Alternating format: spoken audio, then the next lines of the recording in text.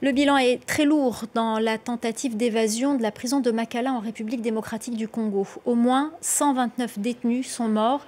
Les enquêtes sont en cours, mais on en sait un peu plus sur les circonstances du drame. À Kinshasa, les précisions d'Aurélie Bazaraki-Bangoula.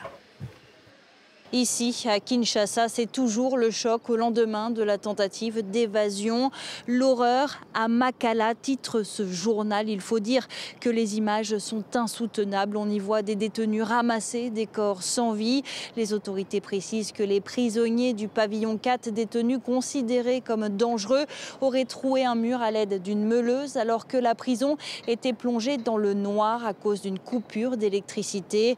Les autorités congolaises ont donné un premier bilan, un bilan provisoire qui est très lourd. Le bilan provisoire sur le plan humain s'élève à 129 morts, dont 24 par balle, après sommation, les autres par bousculade, étouffement et quelques femmes violées. La commission a également identifié 59 blessés, actuellement pris en charge par le gouvernement pour des soins appropriés. Sur le plan matériel, on déplore l'incendie des bâtiments administratifs, du greffe, de l'infirmerie et des dépôts de vivres. Les autorités précisent que les enquêtes se poursuivent et le ministre de la Justice, Constant Mutamba, promet des sanctions implacables aux commanditaires de ce qu'il appelle un acte de sabotage prémédité. Alors ce drame, il est embarrassant pour les autorités congolaises qui se sont engagées ces dernières semaines à améliorer les conditions de détention. Des conditions réputées désastreuses à la prison de Makala.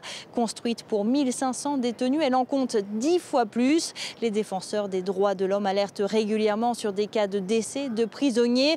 Des décès, disent-elles, par étouffement ou faute de soins et d'alimentation.